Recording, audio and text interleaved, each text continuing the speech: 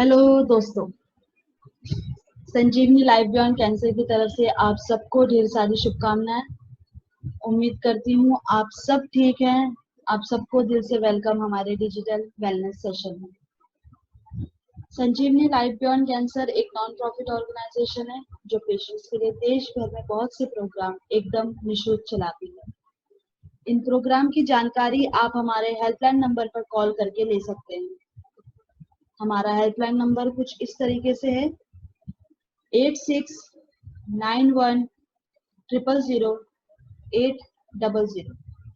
हमारा दूसरा नंबर है 8691000801। मैं एक बार फिर हमारा हेल्पलाइन नंबर रिपीट करती हूँ 8691000800। मैं एक बार फिर हमारा हेल्पलाइन नंबर, हमारा दूसरा नंबर है 8691000801। सेशन को शुरू करने से पहले मैं आपको 3 चीजें कहना चाहूंगी। पहली, ये सेशन के दौरान आप प्लीज अपना माइक म्यूट पर रखें। दूसरी, प्लीज सेशन के दौरान एक जगह पर ही बैठे रहें। तीसरी, सेशन के आखिरी 15 मिनट आप अपने सवाल पूछ सकते हैं। जिनके भी सवाल हम आज अटेंड नहीं कर पाए वो प्लीज हमें 4 से 5 बजे के बीच में कॉल, मैसेज या वॉइस रिकॉर्ड करके अपने सवाल भेज सकते हैं रिस्पेक्टिव काउंसलर को या फिर हेल्पलाइन नंबर पे। आज हमारे साथ सबसे पहले अमरनाथ चटर्जी जी जुड़ेंगे। ये एक कैंसर सर्वाइवर हैं और हम सबके लिए मिसाल। फिर हमारे साथ doctor Shambhavi Alwe ji and doctor Sandeep Jasuja ji जुड़ेंगे। आज सबसे पहले सेशन हमारा शाम्भवी मैम के साथ होगा। मैम एक साइकोथेरेपिस्ट है and welcome ma'am, thank you for joining us today. हमारा दूसरा सेशन डॉक्टर संदीप सर के साथ होगा। सर एक मेडिकल सुपरिंटेंडेंट हैं स्टेट कैंसर इंस्टीट्यूट में। ये एक assistant professor and head of medical oncology and BMT department में, SMS hospital Jaipur. Thank you sir for joining us today. इससे पहले कि हम आज का सेशन शुरू करें, मैं रूबी मैम से रिक्वेस्ट करूंगी कि वो प्लीज हमें ज्वाइन करें। Ruby ma'am.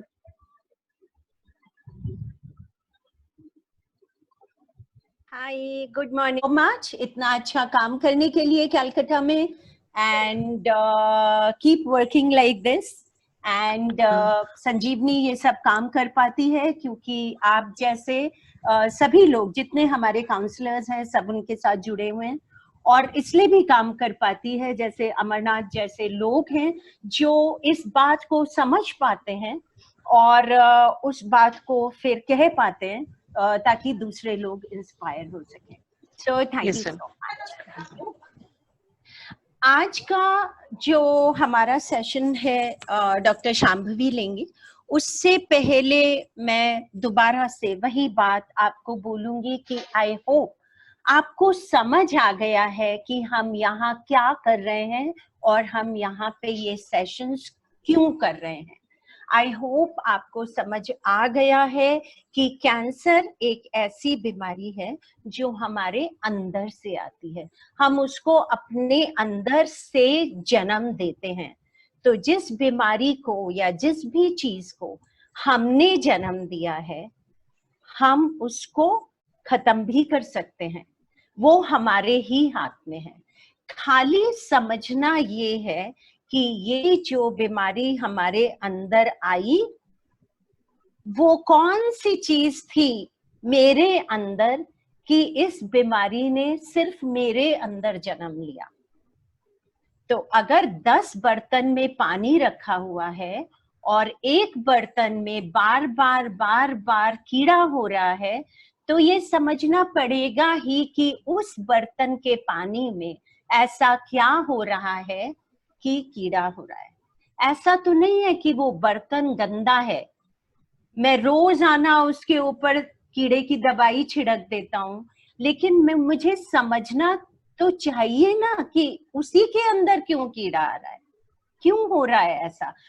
पौधों में कई बार कीड़ा लग जाता है, हमारे पास हो सकता है 10 पौधों हों और उनमें से एक कीड़ा लग जाए, तो आप दवाई छिड़क देंगे, लेकिन किसी समय पे तो ये समझना पड़ेगा ना इसी पौधे पे क्यों कीड़ा लग रहा है।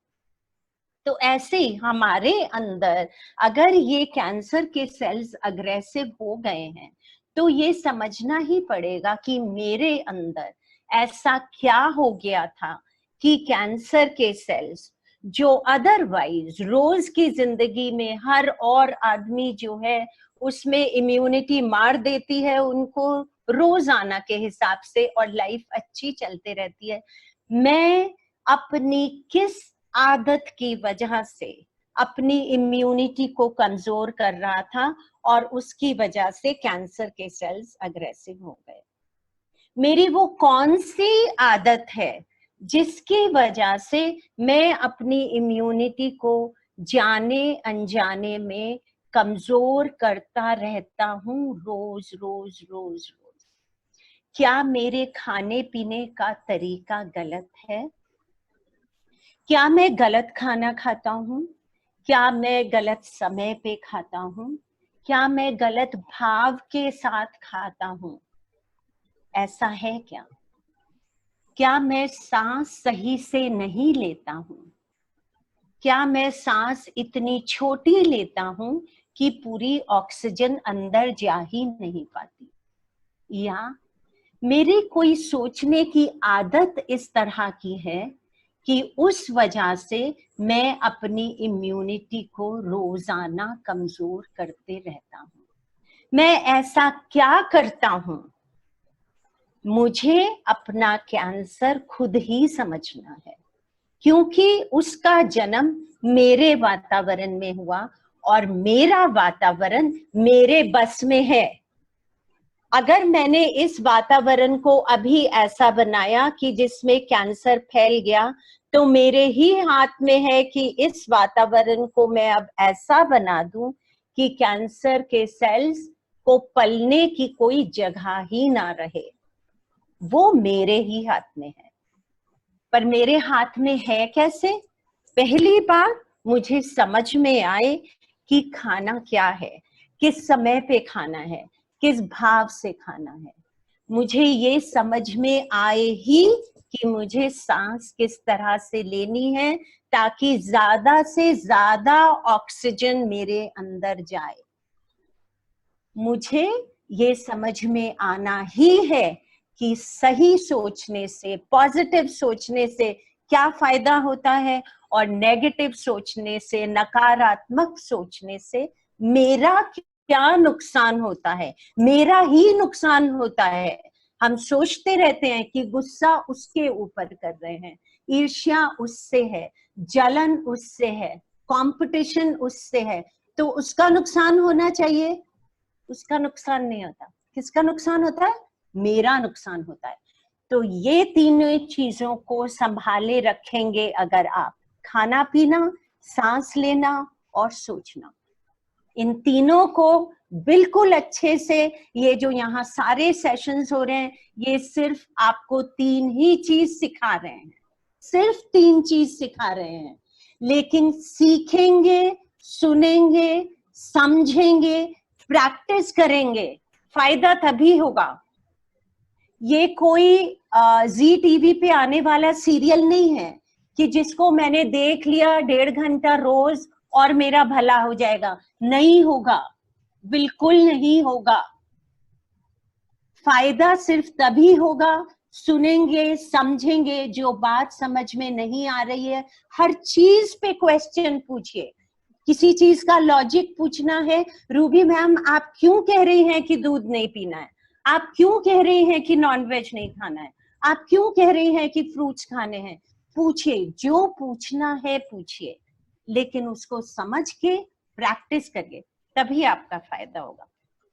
तो आज शांभवी मैम हमारे साथ क्लास लेंगी और शांभवी मैम हमें ये बताएंगी कि हम पॉजिटिव किस तरह से सोचना शुरू करें। Shambhavi, are you there?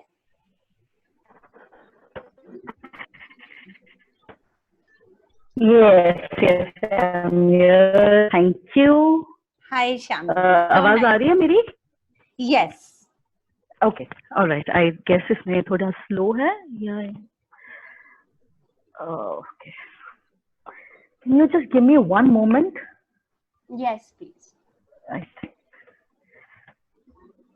जो भी शांभवी मैम आज बताएंगी, प्लीज एक नोटबुक लेके और एक पेन लेके बैठिए ताकि आप नोट कर सकें कि जो एक्सरसाइज शांभवी मैम बता रही हैं उसको मुझे किस तरह से करना है, लिखिए, क्योंकि कोई भी जना इतना फोकस नहीं होता है कि हर जो चीज सुने उसको हम फॉलो कर सके। डायरी लीजिए, लिखिए, लिखते रहिए। आई होप कि आप लोगों ने टैपिंग वाली प्रैक्टिस को भी समझ लिया है, उसके पॉइंट्स को समझ लिया है, उसको किस तरह से करना है उसको समझ लिया है। गौसिया, शांभवी मैम के नेटवर्क में कुछ प्रॉब्लम है? Unmute me. Yeah. Thank you.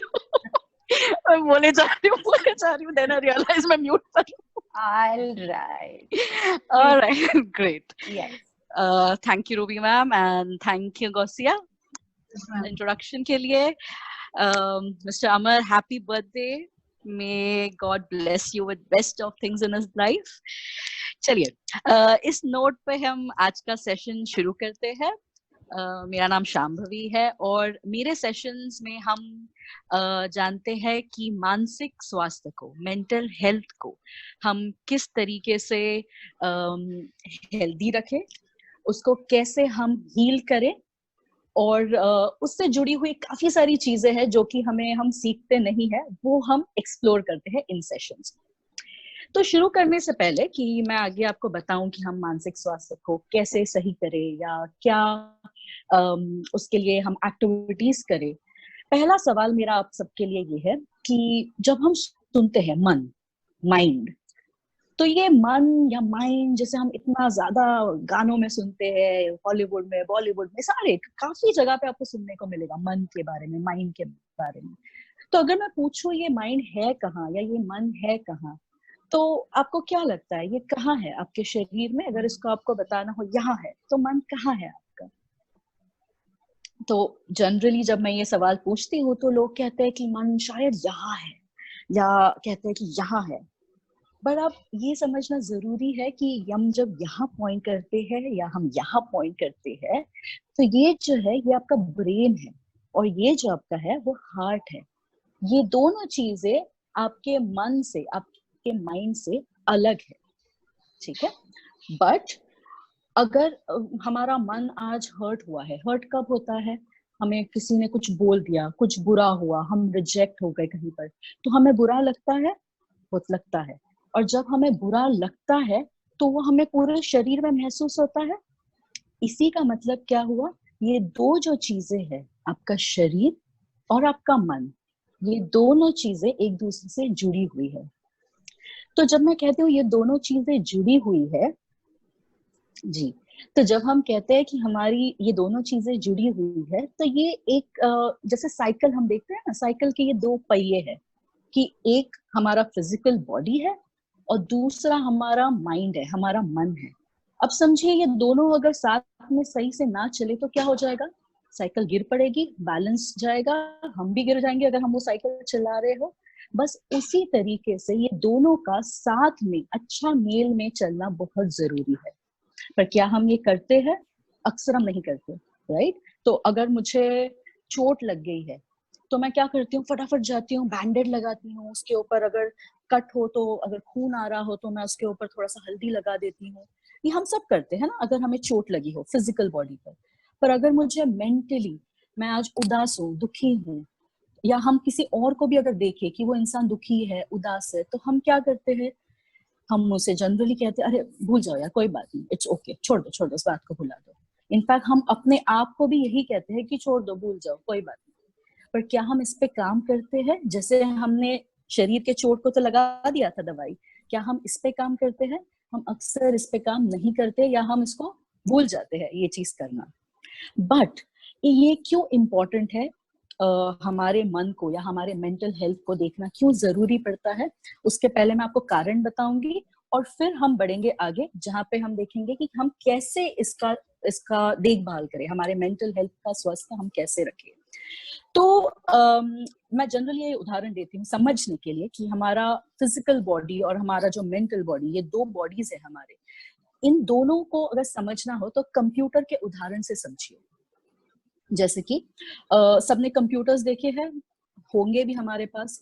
तो कंप्यूटर जब बन के आता है कंपनी से, तो उसमें हार्डवेयर रहता है और कंप्यूटर का एक दूसरा पहलू है जिसे हम सॉफ्टवेयर कहते हैं।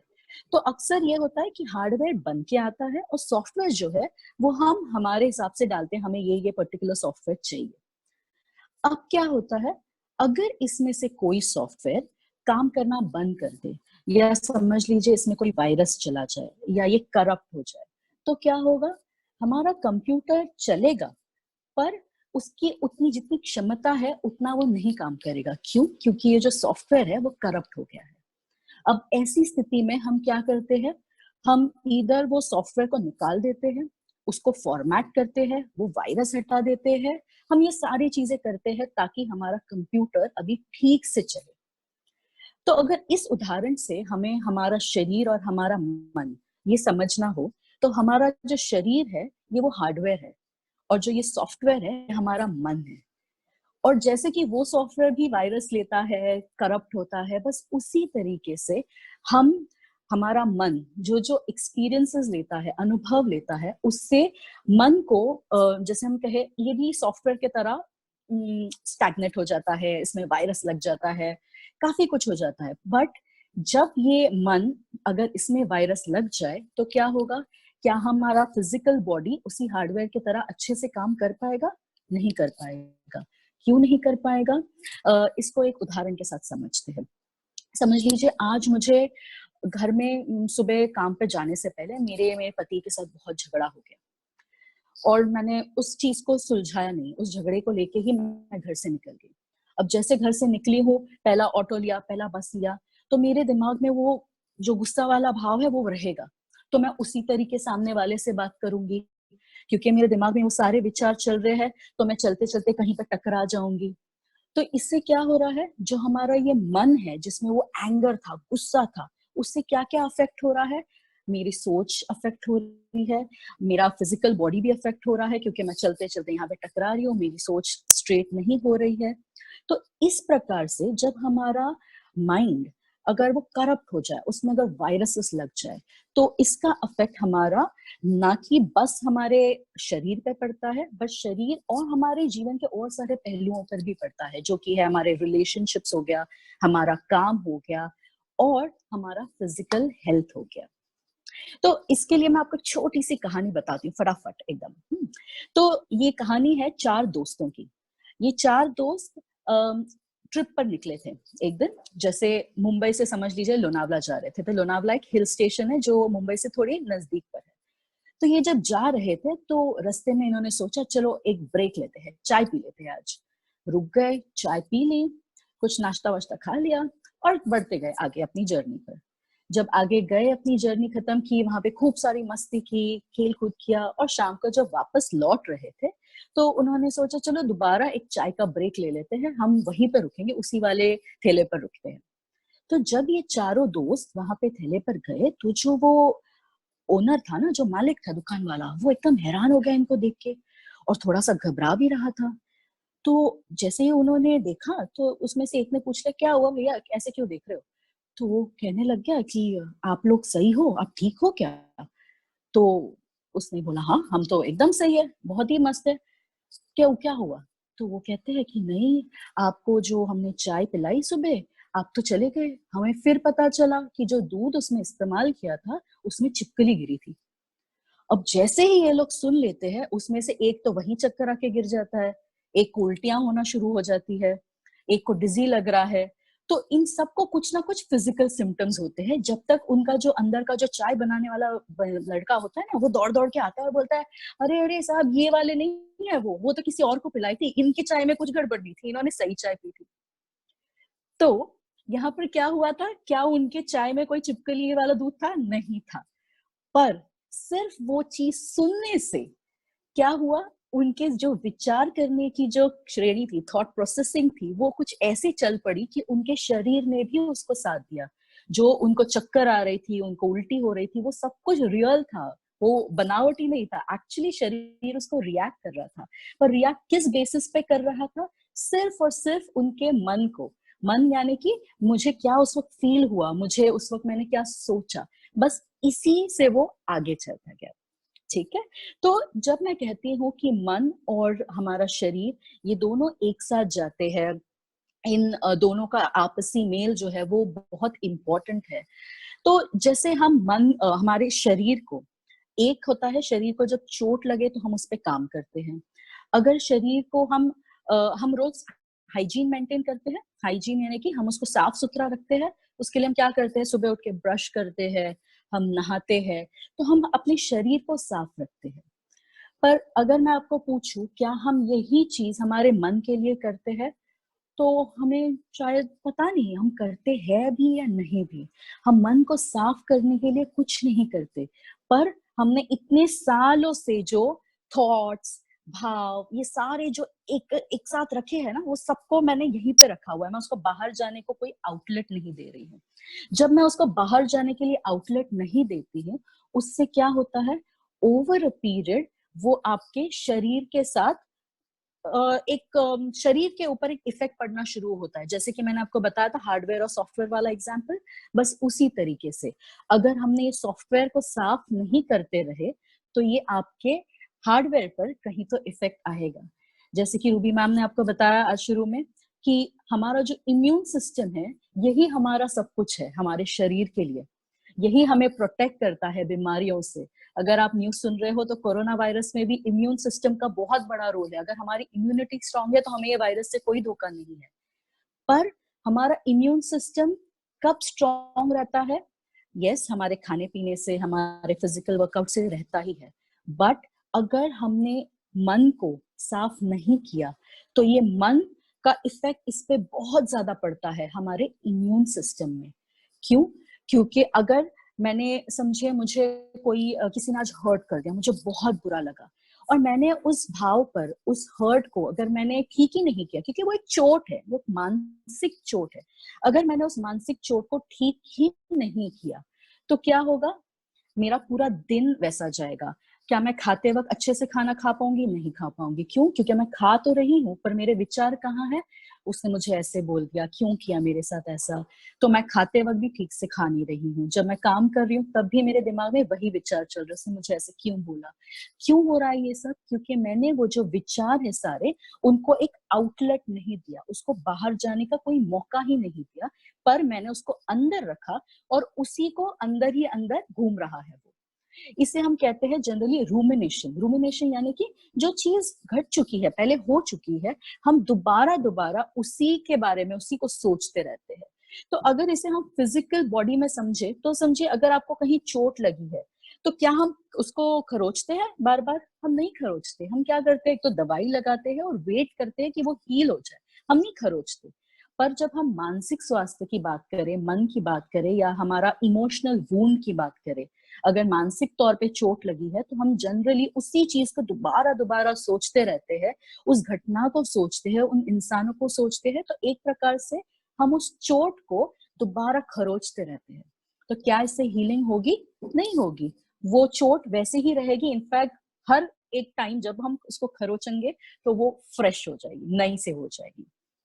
तो जब हम कहते हैं ये मानसिक चोट के बारे में, तो अक्सर जो एक स्ट्रॉन्ग इमोशन है जो कि हम सबको बहुत बहुत बॉदर करता है, जिसका हम पे सबसे ज्यादा इम्पैक्ट पड़ता है, वो है गुस्सा, एंगर। और ये हम मतलब ये तो बहुत से क्लाइंट से मैं सुनती भी हूँ कि बस ये गुस्से को कंट्रोल करना सिखा दो तो मेरा जीवन सही हो जाएगा। तो गुस्सा ये एक ऐसा इमोशन है जो हमारे लाइफ पे उसका इतना इम्पैक्ट पड़ता है कि गुस्से में अगर मैं कुछ बोल जाऊं तो मेरा काम जा सकता है, मेरे रिलेशनशिप्स खराब हो सकते हैं। और अगर आप इसको और डीपली समझो तो गुस्सा एक ऐसा इमोशनल रिएक्शन है जिसमें आपका पूरा शरीर जो है वो उत्तेजित होता है। यानी कि जब मुझे गुस्सा आता है तो मुझे शरीर में फील होता है, मेरा हार्ट बीट तेज हो जाता है, मुझे पाम्स में पसीना आ सकता है, पूरे बॉडी में अगर बहुत तो गुस्सा है तो शिवरिंग हो सकता है। तो आपका पूरा शरीर जो है इस एंगर के साथ चलने शुरू हो जाता है। और अगर ये इतना ज्यादा चलता रहा और आपको एंगर बहुत बार बार आ रहा है, आप इस पे काम नहीं कर रहे हो, तो ओवर अ पीरियड आपके शरीर में भी, आपके ऑर्गन्स पर, आपके सेल्स पर इस एंगर का इफेक्ट पड़ना शुरू हो जाता है। ठीक है। तो जब हम कहते हैं कि एंगर को समझना या एंगर पे काम करना, तो पहले ये समझना जरूरी है कि एंगर ये एक अपने आप में ऑफ कोर्स प्रॉब्लम है, बट ये एक ऊपरी लेयर है, यानी कि ये एक ऊपर का चेहरा है बस। जब किसी को गुस्सा आता है, जरूरी नहीं है कि वो गुस्सा सिर्फ किसी ने कुछ बुरा बोला तो गुस्सा आया, पर ये गुस्से के पीछे जो चलता है उसमें काफी सारे इमोशंस है। जैसे अगर मुझे एंगर को एक स्वरूप देना हो तो वो कैसा है पता है? आइसबर्ग जो होता है, हिमशैल जिसे कहते हैं हम, बर्फ जो रहता है ना समुद्र में, ये कुछ वैसा है।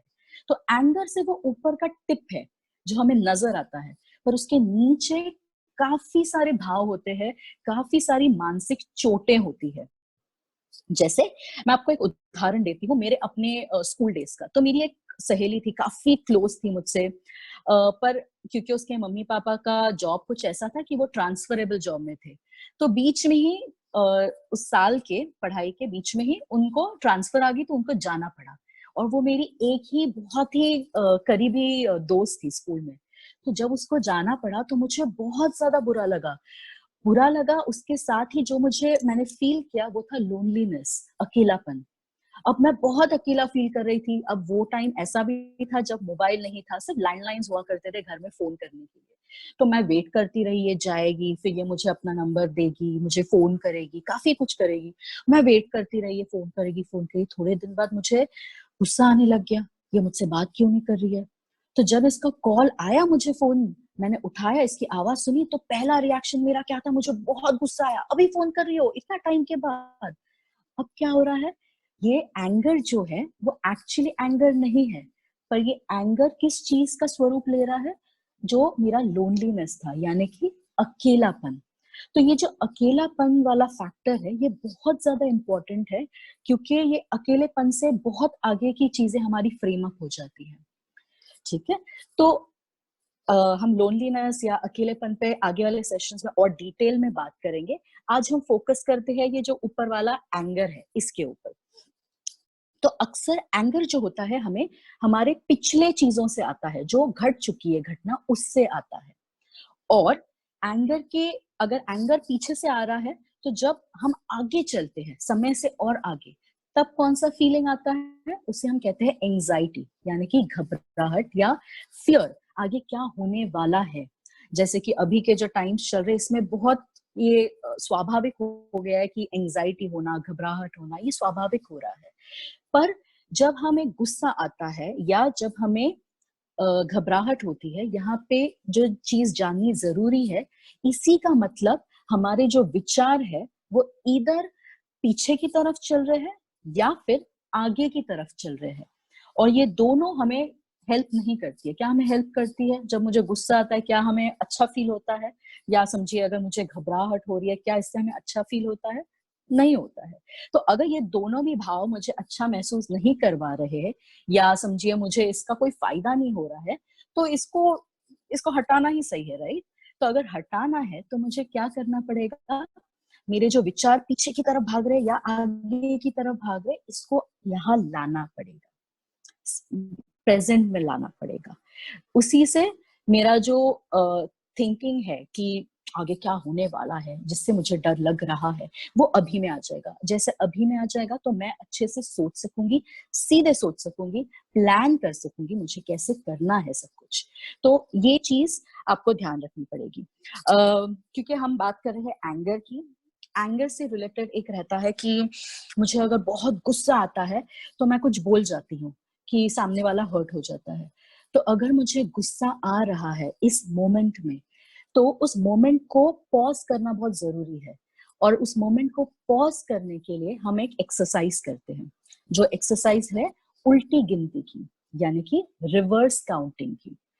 हम सीधे काउंटिंग तो हम सबको आती है, हम फटाफट से कर लेंगे, पर जो उल्टी गिनती होती है वो थोड़ा सा चैलेंजिंग रहती है, वो थोड़ा सा डिफिकल्ट रहता है हमारे दिमाग के लिए, क्योंकि उसमें मतलब उसको सोचना पड़ता है हमें।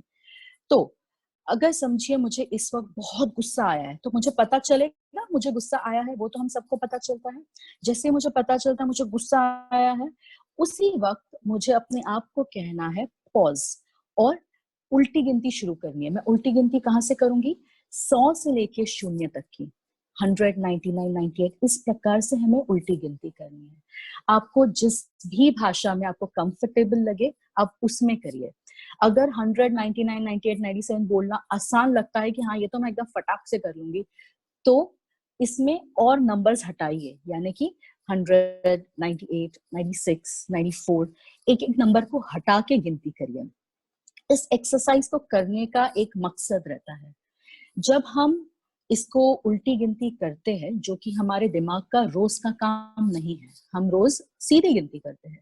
जब हम उल्टी गिनती करते हैं उसमें क्या हो जाता है, जो हम अभी गुस्से वाले वो पूरे स्टेट में है, वहां से हम कट ऑफ हो जाते हैं। क्यों? क्योंकि मैं सोचने लग रही हूँ मुझे उल्टी गिनती ऐसे करनी है, ये नंबर को मिस करना है, तो मेरी पूरी जो थिंकिंग की जो उस वक्त की जो एफर्ट्स है वो सारे डाइवर्ट हो रहे हैं। तो मैं एंगर पे कॉन्सेंट्रेट नहीं कर रही हूँ, मैं वो उल्टी गिनती पे कर रही हूँ। उतने समय में क्या हो जाता है, मेरे शरीर को कूल डाउन होने का समय मिल जाता है। यानी कि मुझे गुस्से में जो मेरा शरीर एक्साइट हो गया था, एकदम ज्यादा हार्ट बीट बढ़ गया था, पसीना आ रहा है, वो सब नॉर्मल होना शुरू हो जाता है। और जब वो सब नॉर्मल हो जाता है, मेरी सोचने की जो क्षमता है वो सीधी हो जाती है। उसमें मैं 2-3 चीजें साथ में नहीं मिलाती हूँ, जो कि अक्सर होता है कि जब हम गुस्सा हो तो हम गुस्से में क्या करते हैं, हम उस टॉपिक के बारे में बात करते हैं, करेंगे, पर उससे ज्यादा हम बहुत सारी पिछली बातों को निकालेंगे। तुमने मुझसे 1 महीने पहले ऐसे बोला था, तुम्हें याद है कितना बुरा लगा था मुझे उस वक्त। तो हम जब गुस्से में होते हैं, हम अक्सर उस मोमेंट की बातें नहीं करते, हम पिछले वाले काफी सारी चीजों को निकालते हैं। और इसका एक ही कारण है, क्यों? क्योंकि हमारी जो थिंकिंग है, हमारी जो सोचने की क्षमता है, उस क्षण में वो सीधी नहीं है, पर वो इधर उधर घूम रही है। तो जब हम ये उल्टी गिनती करते हैं, वो हमारे शरीर को पहले तो कूल डाउन करने का समय देती है, और दूसरा हमें सोचने के लिए, मतलब सीधी जो सोच है उसके लिए एक टाइम दे देती है कि हमारी सोच अभी सीधी चलेगी। ठीक है, ओके। तो हमने बात की इमोशंस को, आगे और पीछे अगर चल रहे हो, जैसे कि अगर पीछे है तो क्या हो रहा है, एंगर हो रहा है। अगर आगे चल रहा है तो क्या हो रहा है, घबराहट हो रही है, एंजाइटी हो रही है। तो इसमें हम क्या करते हैं, पहले तो हम विचारों को यहाँ लाते हैं। इसको करने के लिए एक छोटी सी एक्सरसाइज मैं बताती हूँ आपको। इस एक्सरसाइज को हम कहते हैं टेप रिकॉर्डर वाली एक्सरसाइज। टेप रिकॉर्डर्स देखे थे, हम सबने देखे होंगे। अब हालांकि इतने नजर नहीं आते, पर पहले के टाइम में बहुत चलते थे। तो ये जो टेप रिकॉर्डर है, इसमें बटन्स होते हैं, अगर आपको याद हो तो इसमें कौन से बटन्स होते हैं, रिवाइंड, फॉरवर्ड, स्टॉप, प्ले, ये बटन्स होते हैं। बस इसी तरीके से आप समझिए कि मेरा जो ये दिमाग है ये टेप रिकॉर्डर है। इस क्षण में जब मुझे गुस्सा आ रहा है, और अभी जैसे मैंने आपको बताया कि आपको जब गुस्सा आता है यानी कि आपके विचार कहाँ पर है, यहाँ है, नहीं है, कहाँ गए हैं, पीछे गए हैं। तो जैसे ही आपको पता चलता है कि पीछे गए हैं, उस टेप रिकॉर्डर को पॉज करिए। पॉज करके क्या करना है हमको, रिवाइंड कर, आगे फॉरवर्ड करना है। फॉरवर्ड यानी कि उसको टेप को आगे आगे करना है और उस विचार को यहाँ लाना है। अगर मुझे घबराहट हो रही है, इसी का मतलब क्या हुआ, मेरे जो विचार है वो काफी आगे चल रहे हैं, फ्यूचर में चल रहे हैं। तो हमें क्या करना है, पॉज करना है और रिवाइंड करना है, उसको वहां से खींच के यहाँ लाना है। तो जब मैं कहती हूँ कि हमारा टेप रिकॉर्डर वाला एक्सरसाइज है, हम स्पेशली इसको कब करते हैं, ये 2 इमोशंस के लिए, 2 भाव के लिए, 1 एंगर और दूसरा जो है वो है एंजाइटी या घबराहट। ठीक है, फिर हमने देखा जो कि है हमारे एंगर के लिए, क्योंकि एंगर का इश्यू बहुत ज्यादा हो जाता है। तो शुरू करने के लिए हम शुरू करेंगे इस जो रिवर्स काउंटिंग वाली एक्सरसाइज मैंने बताई है, उसे करेंगे हम। कैसे करना है, हमें 100 से लेके 0 तक की उल्टी गिनती करनी है। अगर वो आसान लगे तो उसे एक एक स्किप कर करके नंबर्स की गिनती करनी है। ओके, और तीसरा एक्सरसाइज रहता है जिसे हम कहते हैं जर्नलिंग। जर्नलिंग यानी कि लिखना। लिखना मतलब आप डायरी रखिए, पेपर्स रखिए, रफ पेजेस रखिए, कोई बात नहीं। मतलब ये कोई एक्सक्यूज नहीं होगा कि मेरे पास अभी डायरी नहीं है, लॉकडाउन चल रहा है, मैं बाहर नहीं जा सकता। नो प्रॉब्लम, घर में कोई भी पेपर उठाइए और उस पर लिखना शुरू करिए। जर्नलिंग जब हम कहते हैं, जर्नलिंग एक प्रकार से आपके विचारों को बाहर जाने का एक जरिया है। और जब हम इन विचारों को बाहर जाने का जरिया देते हैं तो वो एक प्रकार से आपके मानसिक स्वास्थ्य को ठीक रखने में अपना योगदान देता है। जैसे कि मैंने पहले भी बताया था कि हम नहाते हैं, ब्रश करते हैं, तो हम फिजिकल हेल्थ को सही रखते हैं। बस उसी तरीके से जर्नलिंग ये एक एक्टिविटी है जिसे हम कहते हैं डायरी लिखना। ये एक वैसी वाली एक्टिविटी है जहां पे हम लिखते हैं और जो भी आता है वो लिखते हैं। उसमें कोई ऐसा ऐसे नहीं लिखना है कि इस टॉपिक पे लिखना है, मुझे आज के बारे में लिखना है, या मुझे किसी ने कुछ बुरा किया था मुझे उसी के बारे में लिखना है। नहीं, उसमें हम फ्री फ्लोटिंग लिखते हैं, यानी कि जो भी दिमाग में आ रहा है वो सबको हम लिख रहे हैं। दो वाक्यों में अगर कोई कनेक्शन भी ना हो तो भी चलेगा। अगर ग्रामेटिकली गलती हुई है, कोई एरर है, कट किया है, चलेगा। उसे कुछ सुंदर बनाना है, ऐसी कोई हमें एक्सपेक्टेशन नहीं है। बट जब हमें लिखते हैं हम, उसका काफी इम्पैक्ट पड़ता है हमारे ओवरऑल थॉट प्रोसेस पे, कि हम उन सब चीजों को निकालते हैं जिसको हमने अंदर रखा है। और आप देखोगे कि अक्सर ये हो जाता है कि हम कुछ चीजें लिखते हैं जो हमें लगती है ये कहाँ से आ गया, इसकी तो कोई जरूरत ही नहीं थी लिखने की। बट क्योंकि हम उसको इतना ज्यादा खुरैड रहे हैं ना, कि जो अंदर अंदर जो चीजें जिन्होंने हमें दुख दिया है, गुस्सा दिया था, पर उस पर हमने काम नहीं किया है, वो सब चीजें अंदर है, वो धीरे धीरे ऊपर आना शुरू होती है। ठीक है, तो राइटिंग या जर्नलिंग ये एक एक्सरसाइज होती है।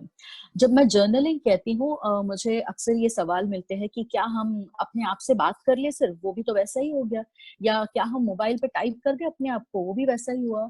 नहीं, अनलेस कि आपको हाथ में कोई प्रॉब्लम है, आप लिख नहीं पा रहे हो, तो मैं समझ सकती हूँ कि आप मोबाइल का इस्तेमाल कर रहे हो, वॉइस रिकॉर्ड कर रहे हो, वो ठीक है। पर अगर मेरे हाथ लिख पा रहे हैं तो कोई भी ऑल्टरनेटिव नहीं है इसको। और इसको करने का रीजन भी यही है क्योंकि ये आपके ब्रेन से डायरेक्टली इसका कनेक्शन है। जब आप लिखते हो वो सारा वेंटिंग आउट होता है, आपने जो जो पकड़ के रखा है उसको एक जरिया मिलता है बाहर जाने का। ठीक है, तो ये जो एक्टिविटीज है, ये तीनों जो एक्सरसाइजेस है, जैसे हम फिजिकल हेल्थ के लिए एक्सरसाइज करते हैं ना, दौड़ लगाते हैं, कुछ एक्सरसाइज करते हैं घर में, बस उसी तरीके से ये आपके मन से संबंधित वाले 3 एक्सरसाइजेस है हमारे। ठीक है, एक क्या था, टेप रिकॉर्डर एक्सरसाइज, दूसरा क्या है, रिवर्स काउंटिंग, और तीसरा है जर्नलिंग। तो ये 3 चीजें हम पहले तो करेंगे, और फिर जब हम अगले सेशन में मिलेंगे तब मैं उसको आगे आपको बताऊंगी अब आगे क्या है मन से रिलेटेड वाली चीजें। ठीक है, तो इसके साथ हम आज के सवाल लेते हैं। अगर आपके पास कोई भी सवाल हो मानसिक स्वास्थ्य से रिलेटेड, ना कि फिजिकल हेल्थ से, वो हम नेक्स्ट सेशन में होगा आपके। अभी के लिए मन से संबंधित, मानसिक स्वास्थ्य से संबंधित कोई भी सवाल हो तो प्लीज दीजिए।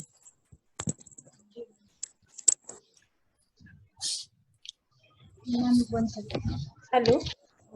It is also better. Tell Archita she can check with Dr. Jasuja only. कि सर आपको हम 12:30 पे ले सकते हैं क्या, या आपको जल्दी? And you're on unmute.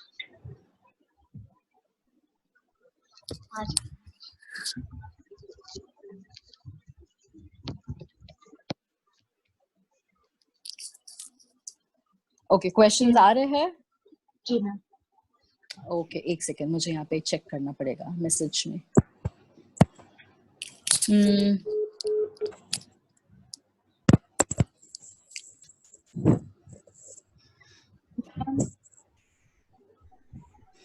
आरती वागले जी का है। ओके, क्योंकि हमारे पास 3 लोगों ने गुस्से पर ही लिखा है, मैं आपको एक साथ में एक जवाब दे देती हूँ कि जो मैंने आपको आज समझाया कि गुस्सा, जब हम कहते हैं कि मुझे बहुत गुस्सा आता है, गुस्सा से क्या ऊपर ही एक चेहरा है, जरूरी नहीं है कि उसका नीचे जो सब कुछ है वो गुस्से से ही रिलेटेड है। तो जब मुझे बहुत गुस्सा आता है, पहले क्या करना है, हमें उल्टी गिनती करनी है। क्यों करनी है हमें? ताकि हमें वो गुस्से वाला जो साइकिल है उसको पहले ब्रेक करना है, कि जब मुझे गुस्सा आता है मैं कुछ बहुत ज्यादा उत्तेजित होती हूँ, मैं कुछ बोल देती हूँ। बट पहले के लिए आप गिनती से शुरू करिए, ये पहला एक्सरसाइज है आपके लिए। Gausia, you'll have to unmute yourself. Mute yourself. And ये एक रहा आपके लिए उल्टी गिनती वाली एक्सरसाइज। दूसरा क्या मैंने आपको बताया है, जो कि टेप रिकॉर्डर वाली एक्सरसाइज है, उसमें भी क्या है कि जब मुझे गुस्सा आ रहा है उसी का मतलब क्या हो रहा है कि ये पिछले जो घट चुकी है घटनाएं, मेरी सोच वहां पर है, तो उसको वहां से यहाँ लाना जरूरी है। और तीसरा जो हम जर्नलिंग की बात करते हैं, राइटिंग की बात करते हैं, उसको करना जरूरी क्यों पड़ता है, ताकि जो जो ये इतना सारा भर रखा है उसको हम बाहर जाने का जरिया दें। ठीक है, तो मैं समझ पाती हूँ जब आप कहते हो कि मुझे गुस्से की प्रॉब्लम है, मुझे हर छोटी छोटी बात पे गुस्सा आता है, पर इसको ऐसे देखिए कि जब मुझे अक्सर गुस्सा आता है उसी का मतलब ये है कहीं तो मुझ में वो अकेलापन इतना ज्यादा है कि कोई भी थोड़ा सा भी हल्के से भी उसको छूता है तो मुझे गुस्सा आता है। तो गुस्सा एक प्रकार से अपने वो जो लोनलीनेस है, वो एक अकेलापन मुझ में है, उसको प्रोटेक्ट करने की एक कोशिश है, उसे कि मुझे कोई दुख ना दे, मुझे कोई दोबारा से उधर खरोचे नहीं। इसीलिए मैं क्या करती हूँ, वो जो गुस्से वाला है वो वाला अवतार दिखा देती हूँ सामने वाले को, ताकि मुझे कोई और हर्ट ना कर सके। तो उसको करने के लिए ये जो 3 चीजें मैंने बताई है उसको पहले शुरू करिए, हम धीरे धीरे इसको और क्या किया जा सकता है वो मैं आपको बताती जाऊंगी आगे वाले सेशंस में। Thank you ma'am and sorry for the inconvenience. नहीं, no problem, no problem. Next question है विमला बेन हाँ की जी। तरफ से। विमला बेन प्लीज। मैं एक्चुअली ना मोबाइल पे कनेक्टेड हूँ, तो मुझे मेरे पास आ नहीं रहे थे questions. No problem. Vimla ben, हाँ जी प्लीज। मिसेस पारे प्लीज अपना सवाल पूछिए। आई गेस मैम उनका क्वेश्चन ये था, हाँ जी। if we see someone doing wrong then I get angry especially on kids and family member। Right, right. ये इन्होंने इतना ही लिखा हुआ है। ओके, तो अगर कोई और सही नहीं करता है तो पहली बात तो ये समझिए कि सही नहीं करना, उसको पहले तो डिफाइन करिए अपने लिए कि क्या सही और क्या गलत है। ओके, उदाहरण के तौर पर मैंने अगर मेरा घर अभी बहुत अच्छे से साफ करके रखा है और मुझे अभी सब अच्छा अच्छा लग रहा है, उसके बाद समझिए मेरे घर पे मेरे पति आ गए काम से, घर पे आ गए और उन्होंने आते ही सब इधर कपड़े फेंक दिए, उधर जूते फेंक दिए। इससे क्या हुआ, मेरा जो कॉन्सेप्ट है कि घर साफ होना चाहिए यानी कि सब अच्छा रहेगा, वो खराब हो गया। तो मुझे गुस्सा आ जाता है, मैं चिल्लाने लगती हूँ क्यों ऐसे फेंका है, मैंने उसको भी सही किया था। अब इसमें क्या हो रहा है, ये 2 चीजों के बीच में ना काफी सारे थॉट्स आ रहे हैं, वो मैं आपको बताती हूँ कैसे। मैंने घर साफ किया यानी कि मैंने इतनी मेहनत किया, मैंने इतना घर अच्छे से रखा। अगर अभी कोई आता है तो क्या बोलेगा, वाह शांभवी का घर कितना अच्छा है, यानी कि ये शांभवी बहुत अच्छे से घर रखती है। अब जैसे ही इन्होंने आके घर अगर मेरा गंदा कर दिया, खराब यहाँ वहां फेंक दिए चीजें, तो क्या हुआ, मैंने जो इतनी मेहनत की थी उसकी तो किसी ने तारीफ भी नहीं की और गंदा भी कर दिया ऊपर से। मतलब मेरी तो कोई वैल्यू ही नहीं है, मैं कुछ बोलूं तो उसका कोई किसी के लिए महत्व ही नहीं है, यानी कि मैं या मेरा होना, मेरा अस्तित्व किसी के लिए मायने नहीं रखता है, या इस केस में मेरे पति के लिए मेरा होना ना होना इस पे कोई फर्क ही नहीं पड़ता है। इससे जो बाहर की तरफ आता है वो है गुस्सा, क्योंकि मैं वो जो अकेलापन है, या जिसे कहिए कि मुझे जो दुख हुआ कि मेरी तो उन्होंने मुझे कुछ बोला भी नहीं, घर कितना साफ रखा था ये तो बोला ही नहीं, ऊपर से खराब कर दिया। तो कहाँ पर प्रॉब्लम आई है, ये विचारों की जो कड़ी है ना यहाँ पे आई है। इस पे नहीं आई है कि मुझे गुस्सा आ गया उन पे, बट उसके पीछे जो थॉट्स चल रहे थे उसके कारण मुझे गुस्सा आया है। तो जब मैं बोलती हूँ मुझे गुस्से के प्रॉब्लम है, तो इट इज नॉट जस्ट गुस्सा, बट गुस्से के पीछे जो जो विचार चल रहे हैं पहले उन पे कॉन्सेंट्रेट करिए। और वो कैसे होगा, वो एकदम से नहीं होगा। अभी मेरी बातें सुन के आप सोचोगे कि अभी मुझे ऐसे सोचना है, तो नहीं होगा। उसको थोड़ा सा समय दीजिए, क्योंकि अगर हम इतने सालों से एक प्रकार से सोच रहे हैं, एक ही प्रकार से फील करते हैं, तो उसको टाइम लगता है कि उसे हम उस पैटर्न को ब्रेक करें। और उस पैटर्न को ब्रेक करने के लिए जो आपको मैंने एक्सरसाइजेस दी है उसको करना जरूरी है। मैंने ये भी पढ़ा किसी का कि मैं राइटिंग करती हूँ and it is not helping. आप राइटिंग करते हो पर आप कितने दिन से कर रहे हो, 1 हफ्ते से कर रहे हो, 2 हफ्ते से कर रहे हो, 1 महीने से कर रहे हो, क्या आप रोज कर रहे हो उसे, वो भी बहुत जरूरी है कि उसको रोज करना है। जैसे मैं रोज सुबह उठ के नहाती हूँ, मैं वेट नहीं करती सोचने का कि आज मैं गंदी हुई हूँ या नहीं हुई हूँ, मैं रोज नहाती हूँ ना। बस उसी तरीके से मुझे अगर जब लिखने की एक्टिविटी हो तो मुझे रोज लिखना जरूरी है, इररिस्पेक्टिव ऑफ आज मेरे साथ कुछ बुरा हुआ या नहीं हुआ, कि आपको वेट नहीं करनी है, बस रोज लिखना है आपको। ठीक है। Malini, I have a question, I think Malini के पास हाँ, मालिनी से ले हाँ जी, लीजिए, थोड़े समय से पूछ रहे हैं। हाँ जी। Malini ji please. Good afternoon. Actually मेरा सवाल ये था, हम्म आई आई स्माइल अ लॉट, क्योंकि अगर कोई मुझे कुछ कहता है या somebody is trying to prove me wrong, okay, I just brush it off at that time. या बाद में आफ्टर अ लॉन्ग टाइम या तो मुझे ये आता है कि oh no, I was right, then why didn't I answer? और मैंने and then I start feeling sorry for them. Right, ऐसा every time it's happening. Okay, Thought is bottling it. हाँ, exactly, does it help in any way? It's not that's my helping. Question. Exactly. So It's जब not वो helping help anyway. नहीं करता है तो उसको change करना बहुत जरूरी पड़ता है, और उसको चेंज करने के लिए पहले तो जो चीजें मैंने बताई उसमें से कोई भी चीज करी है आपने, पहले ट्राई करिए, जर्नलिंग किया है, ट्राई लिखने की कोशिश करिए। लिखने की no. ओके, सो ये हम लिखते जब है, इसमें इसका फायदा यही होता है कि समझिए मेरे साथ कुछ आज हो रहा है, काफी सिचुएशंस में ये होता है कि मुझे गुस्सा आ रहा है पर सामने वाला एक ऐसी पोजीशन में है जहां पे मैं नहीं उल्टा जवाब दे सकती हूँ, ये होता है। Yes, तो yes. हम कहते हैं कि गुस्सा आए तो बोल दो अच्छे से, वो ठीक है, जब हम बोल सके इट इज ओके। बट काफी इंस्टेंसेस ऐसे होते हैं कि समझ लीजिए कोई बड़े बुजुर्ग है, नहीं उल्टा जवाब दे पा रहे, या समझ लीजिए मेरे बॉस है, मेरी टीचर है, इनको मैं नहीं उल्टा जवाब दे पा रही हूँ, फिर क्या होता है, वो सारे चीजों को मैं अंदर करती हूँ, the rightly as you put it up, कि बॉटल कर देती हूँ मैं इसको अंदर, पूरा दबा के अंदर रख दिया है। बट इसको क्योंकि मैंने अंदर रखा है, हमने इसको काम नहीं किया है, मैंने इसको बैंडेड नहीं लगाया है, जैसे मुझे जब चोट लगती है मैं बैंडेड लगाती हूँ, मैंने इसको हील नहीं किया है। इसी से क्या होगा, समझ लीजिए 2 हफ्ते बाद, 3 हफ्ते बाद कोई उसी प्रकार से अगर बात भी करता है, या इवन इफ उस टोन में बात करता है, तो भी वो जो मुझ में वो चोट लगी है ना, वो दोबारा से फ्रेश हो जाती है। और उस वक्त हो सकता है कि ये जो टोन वाला जो इंसान है, ये मेरा बॉस नहीं है, ये मेरा सबॉर्डिनेट है, ये मेरा जूनियर है, ये मेरा बच्चा है, जिसपे अभी मैं बोल सकती हूँ। तो वो रिएक्शन कैसे आता है, वो खूब सारा गुस्से से आता है, क्योंकि यहाँ ये इजी है, इसके ऊपर गुस्सा मैं कर सकती हूँ। तो गुस्सा किस पर था, गुस्सा उस बच्चे की बात पर नहीं होगा शायद, गुस्सा वो है उस दिन मुझे इन्होंने ऐसे बोला था, बट वो उस दिन मैंने हील नहीं किया, इसीलिए ये बच्चे की तरफ निकल रहा है, आउटलेट आ रहा है। तो हम जब राइटिंग की एक्सरसाइज करते हैं, हम एक प्रकार से उस हर्ट को बाहर जाने का जरिया देते हैं, ताकि हम फ्यूचर में किसी और पर उस गुस्से से उसको ना रिएक्ट करें। सो दैट इज हाउ ये 3 जो एक्सरसाइजेस है, ये हेल्प करती है हमें to work on our emotions, कि मैंने अगर इसको बॉटल किया है तो इसको एक एक करके क्लियर करना है।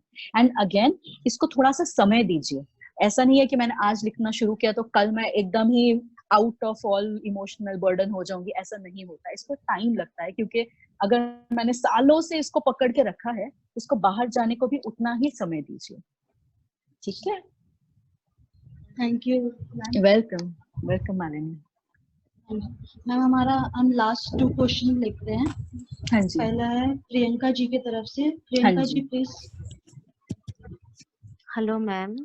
जी प्रियंका जी। मैम मैं ये पूछना चाहती हूँ कि हाँ जी, जैसे हमको गुस्सा आता है पास्ट और एंजाइटी होती है फ्यूचर की चीजों से, अगर परफेक्ट, प्रेजेंट में कुछ हो रहा है, मतलब लाइक राइट, राइट नाउ कुछ हो रहा है, उस राइट, पे हमको पता है कि छोटी छोटी चीजें तो ठीक है पर इनजस्टिस कुछ हो रहा है, उस टाइम राइट, हमको क्या रिएक्शन देना है, मतलब हम देख रहे हैं कि ये बिल्कुल इनजस्टिस है, तो उस वक्त हम गुस्सा करें या क्या करें, मतलब गुस्सा हो जाता है तो बहुत ज्यादा बड़ा हो जाता है वो कुछ, और अगर राइट, नहीं भी राइट, होते हैं तो नहीं भी होते हैं तो वो भी गलत होता है, क्योंकि हम इंजस्टिस के ऊपर बोल नहीं रहे कुछ, तो उस राइट। वक्त हमारा स्टेट ऑफ माइंड क्या होना चाहिए?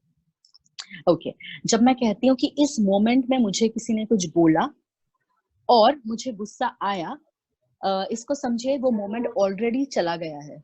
जब वो बोल रहा होता है, अगर मैंने जवाब दे दिया देन इट इज अ अभी वाला इंटरैक्शन, बट जिस प्रकार उसने बोल दिया और मुझे लगा कि इनजस्टिस हुआ है, वो उसी समय वो आगे चला गया है। It is a stream of thought, तो वो थॉट आगे गया है, और जैसे ही वो आगे मतलब यानी कि पीछे की तरफ बैक में जब चला गया है, उसी का मतलब है वो चीज घट चुकी है, राइट? और अभी मुझे जब मैं सोच रही हूँ कि ये इनजस्टिस हुआ है मेरे साथ या ये गलत हुआ है, उससे मुझे जब गुस्सा आ रहा है, यानी कि अगेन क्या हो रहा है, पिछली बात पर ही मुझे गुस्सा आ रहा है। सो पास्ट से मेरा ये मतलब नहीं कि 1 साल पुरानी, 10 साल पुरानी, पास्ट कैन बी जस्ट अभी। जैसे आपने मुझसे बात कर ली और मैं आगे वाले मोमेंट में हूँ और मुझे गुस्सा आ रहा है, यानी कि जो बात आपने बोली उस पे मुझे गुस्सा आ रहा है, तो पास्ट में ही चल रहा है। That is one.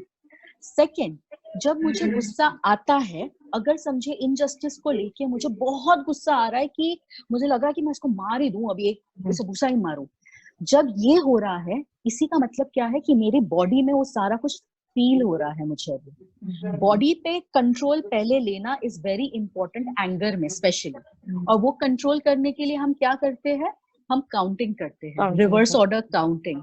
Reverse order जब हम काउंटिंग करते हैं तो जो हमारी ये थॉट प्रोसेस है उसमें एक थोड़ा सा ब्रेक आता है, तो वो जो थॉट है ना कि मुझे ऐसा मारना है, वो ब्रेक हो जाएगा। और जैसे ही आप काउंटिंग करके समझ लीजिए 0 तक आ जाओगे, तो आपको एक समय लगता है एटलीस्ट से इसको लगभग एक 50 सेकेंड्स लग ही जाते हैं इस काउंटिंग को। वो 50 सेकेंड्स या से 1 मिनट इज गुड इनफ आपके शरीर को कूल डाउन होने के लिए। और जब आपका शरीर कूल डाउन होगा, आपको पता चलेगा कि आप जो सोच रहे हो दैट हैज मोर क्लैरिटी। आप देखिए, जब आप स्ट्रेस्ड आउट हो तभी आपके विचार बहुत एक दूसरे में से इंटरमिंगल्ड होते हैं। जब आप शांत हो तब आप एकदम सही से टू द पॉइंट बोलते हैं।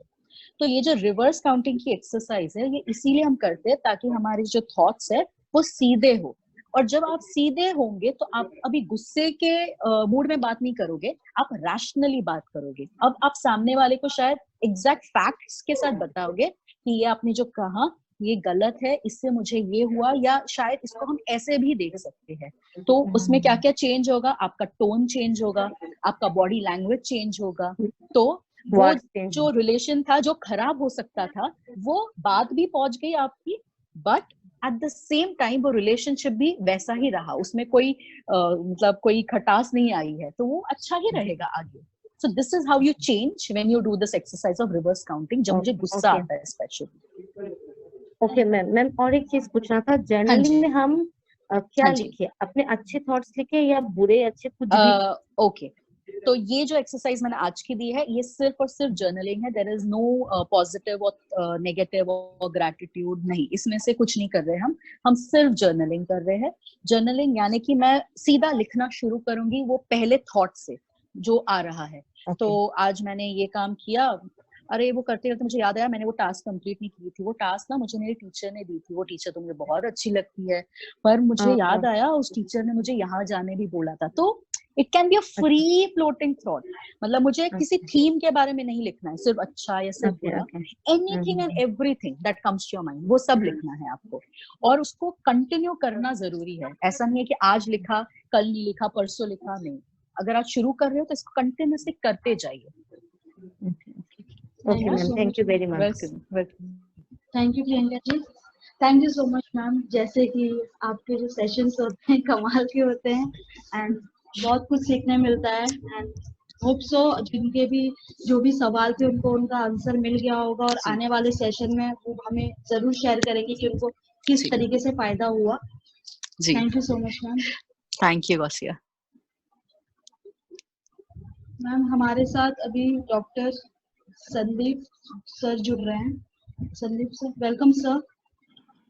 Hello, good afternoon everybody. Hello sir. Myself Dr. Sandeep D'Souza. I'm heading the Department of Medical Oncology and Medical Superintendent of State Cancer Institute at SMS Hospital, Jaipur. Hi everybody. How are you? Thank you so much, Dr. Jasuja, for joining us. आपका इतना बेसब्री से सारे patients actually इंतजार करते हैं. So I will not waste any time and I will ask Gauthier to start taking the questions. बहुत ही ज़्यादा restlessness है and they have been waiting to have you here. Sure, please. Yeah, thank you. Sir हमारा, हाँ जी, sir हमारा पहला question है प्रेम सिंह जी के तरफ से. Let him ask, please. हाँ जी, प्रेम सिंह जी प्लीज. जी सर. हाँ जी सर. सर नमस्कार, मैं प्रेम सिंह बोल रहा हूँ जैसलमेर से. हाँ जी. सर मैं आपसे ही ट्रीटमेंट ले रहा हूँ. वहाँ पे एसएमएस में वो पहले अहमदाबाद से आपके पास आया था. फौजी आदमी हूँ जैसलमेर में. Okay okay okay. तो सर जैसलमेर तो मैं जयपुर में एसएमएस में तो आपने 5 कीमो के लिए बोला था. 2 कीमो तो वहाँ मैंने ले लिया. अभी मैं आ नहीं सकता हूँ सर. एक कोरोना की वजह से हमारा जैसलमेर से जयपुर के लिए कोई ट्रेन है नहीं.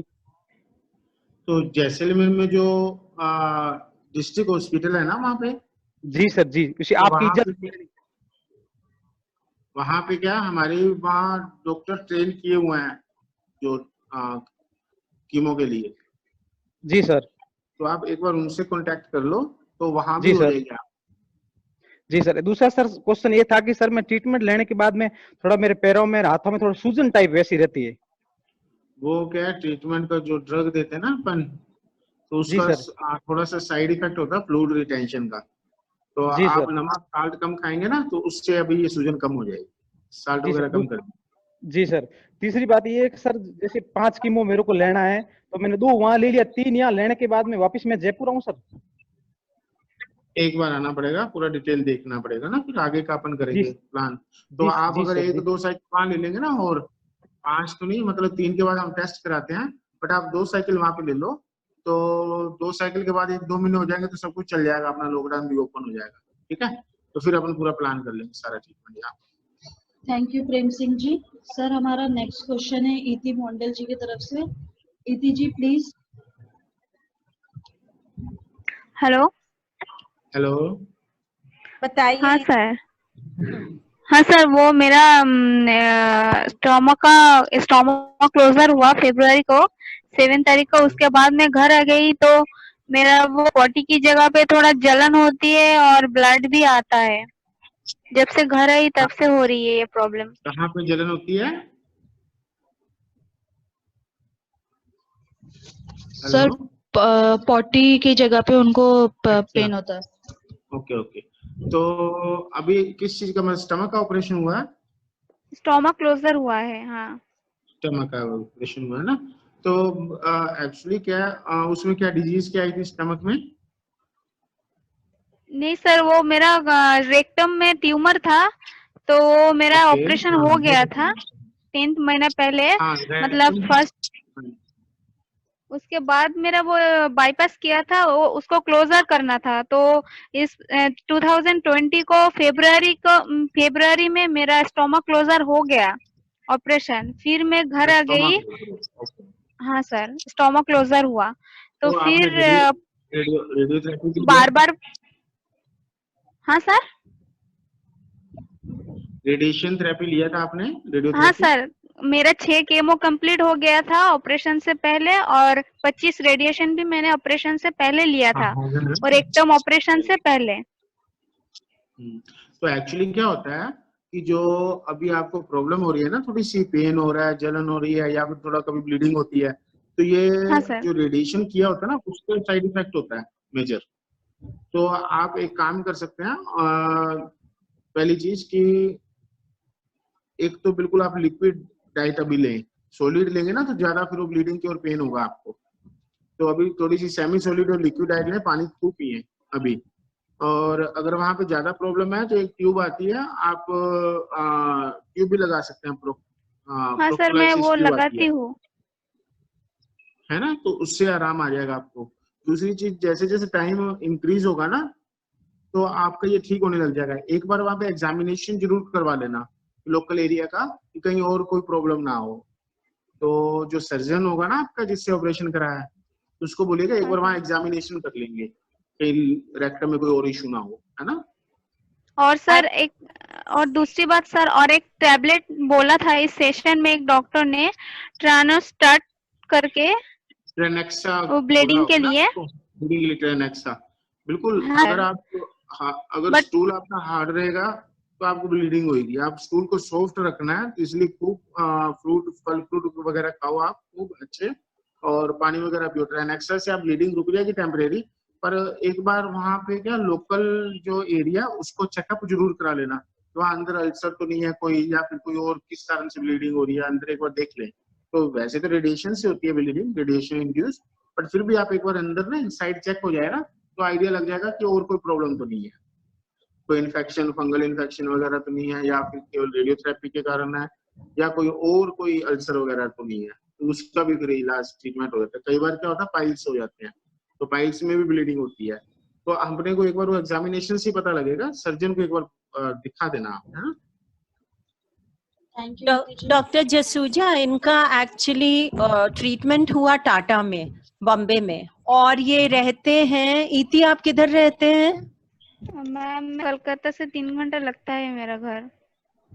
बच्चे तो वहाँ कोई जनरल सर्जन होगा ना, जनरल सर्जन, कोई जरूरी नहीं है कि उनको सर्जन हो, जरूरी नहीं है कि कोई स्पेशल सर्जन जो अपने कैंसर के होते हैं वो, एक जनरल सर्जन भी आपके आसपास होगा, उसको भी दिखा देगा ना, कि इमीडिएट आपका ट्रीटमेंट इति आपको समझ आ गया ना क्या कह रहे हैं सर? मैम शायद नेटवर्क का प्रॉब्लम है, मुझे सुनाई नहीं दिया ठीक से। मैं आपको बाद में बता देती हूँ। अभी नेक्स्ट क्वेश्चन है। हाँ जी मैम। मैम हमारा नेक्स्ट क्वेश्चन है आरपी शर्मा जी की तरफ से। RP Sharma ji please. नमस्कार डॉक्टर जसूजा साहब। नमस्कार सर। सिद्दीकी मैडम और रूबी मैडम को भी बहुत बहुत नमस्कार। डॉक्टर साहब मैं जयपुर से बोल रहा हूँ, और मेरे रिलेटिव हैं, दे रिजाइड एट कोटा से 100 किलोमीटर दूर इटावा है।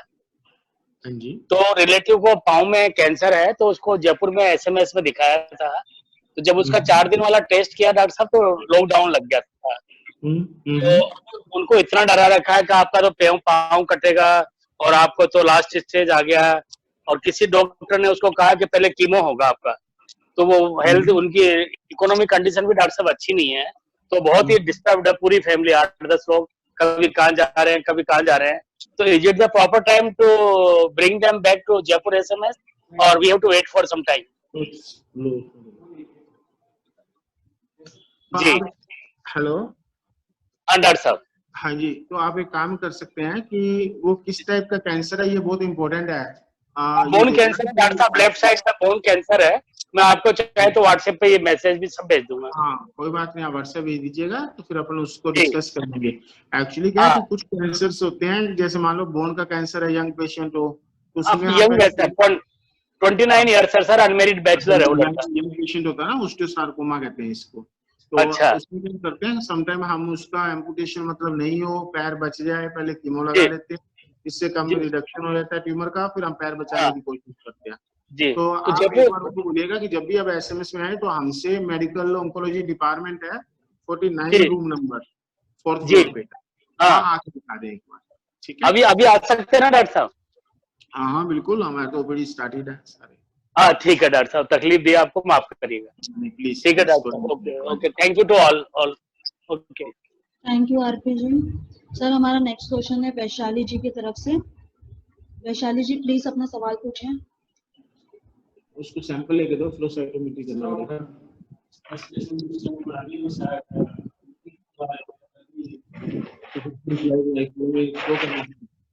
तुम्हें ये पता नहीं क्या, तुम्हें कहा था ना फ्लो करना है उसमें, फिर उसमें देना ना फ्लो के लिए, तो तुम्हें पता होना चाहिए।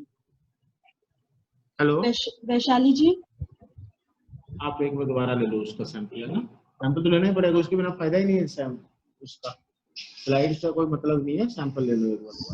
Yes please, sorry. हाँ जी, नो प्रॉब्लम सर। सर हम नेक्स्ट क्वेश्चन पे जाते हैं सोमा जी की तरफ से। सोमा जी प्लीज अपना सवाल पूछें। हेलो। हाँ जी। हेलो। हेलो। हाँ पूछिए सोमा, अपना क्वेश्चन पूछिए। আমার এই নিচে পাগুলো, আমি তো হিন্দি জানি না, বাংলা বলছি। चलेगा जैसा বাংলা বললে হবে? हाँ अर्पिता थोड़ा ट्रांसलेट कर दीजिएगा जरूरत पड़ी तो। এই নিচে পাগুলো हाँ बोलिए। এই যে পায়ে পাতাগুলো এই নিচেগুলো ওই কেমন ভারী ভারী আর ঝিনঝিন করে। আপনার কিসের ক্যান্সার? আমার ইউটাসের সাইডে ডান সাইডে টিউমার ছিল, সেই টিউমারটাই ক্যান্সার হয়েছিল। अच्छा सर, इनको यूट्रस में कैंसर हुआ है और अभी इनके सोल ऑफ द फीट जो होता है ना, उनके फीट का जो सोल है वहाँ पे उनको झुंझुनाहट होती है। ইউটাসের সাইডে ডান সাইডে টিউমার ছিল। ऑपरेशन हो गया इनका? ऑपरेशन हो गया? ऑपरेशन হয়েছে? হ্যাঁ ওই চিত্তরঞ্জনে হয়েছে 16 जुलाई। हाँ सर ऑपरेशन हुआ है इनका। अच्छा চিত্তরঞ্জন तो क्या হসপিটালে ऑपरेशन का? চিত্তরঞ্জন হসপিটালে হয়েছে 16 जुलाई।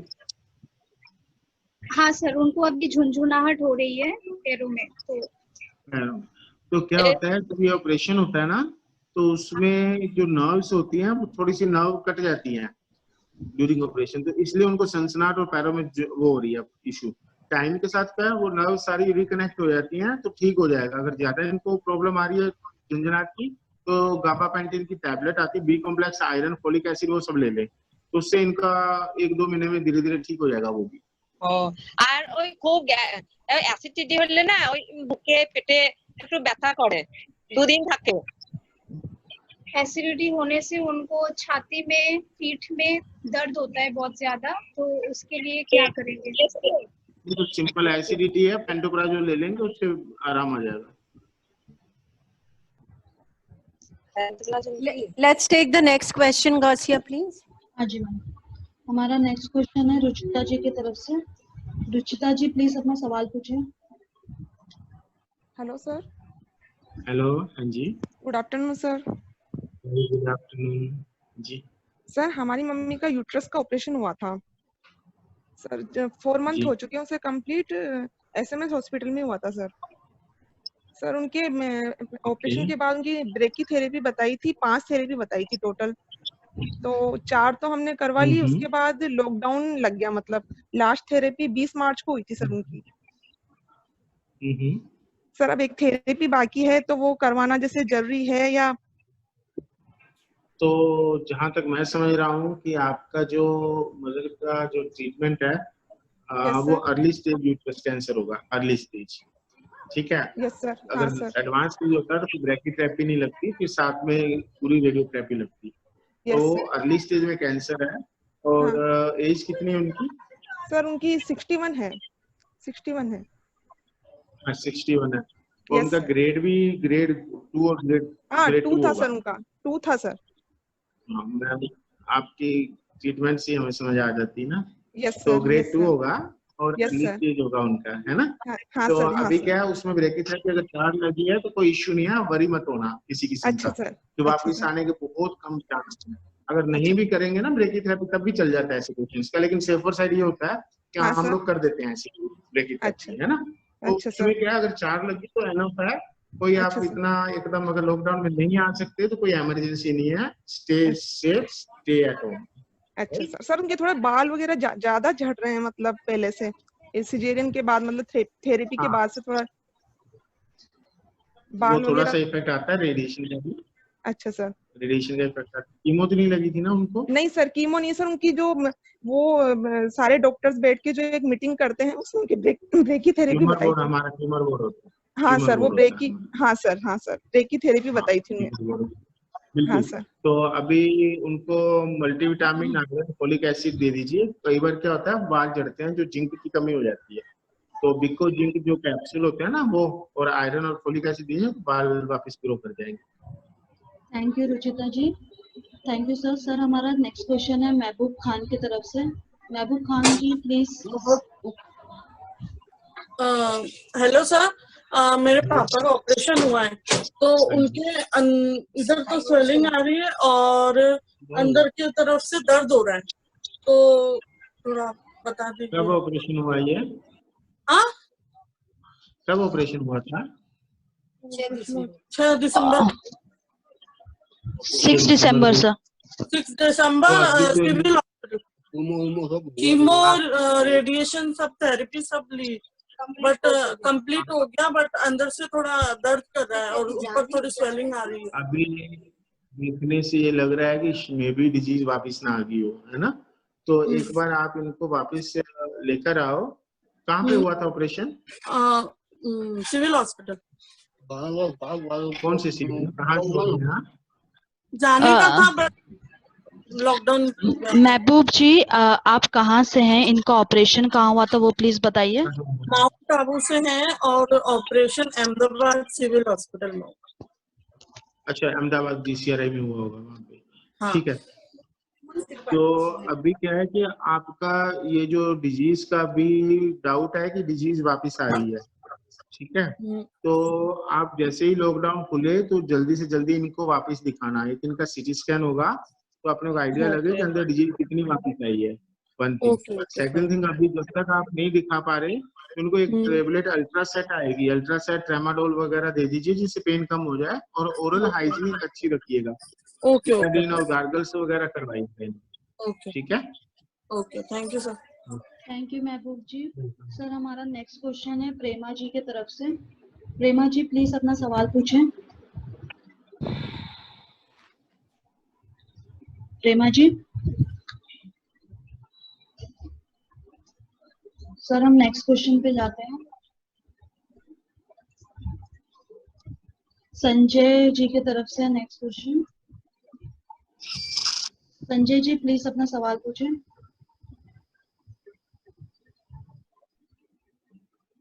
संजय। संजय पारिक सर, आपकी तरफ से आपका माइक म्यूट है। संजय जी। हाँ जी। हेलो, नमस्कार। नमस्कार जी। नमस्कार सर।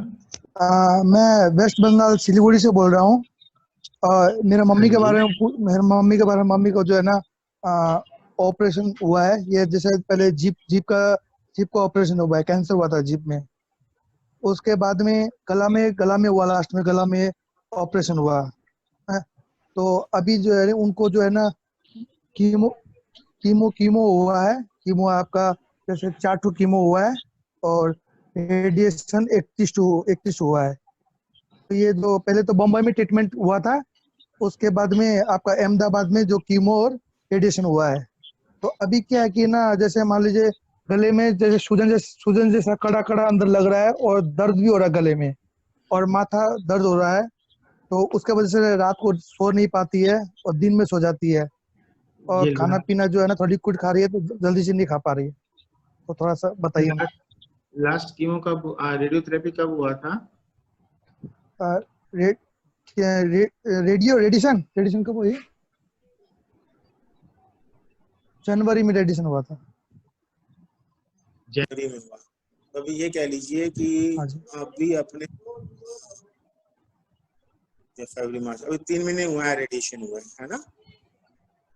3-4 मंथ हो गए। 3 महीने रेडिएशन हुआ है ना? यस। हाँ। आप उनको भी स्क्रीन पे ले लीजिए, अपनी मदर को प्लीज। मदर को? ठीक। एक तो मम्मी ले वो पूछ, डॉक्टर पूछा है, डॉक्टर बोला है कुछ।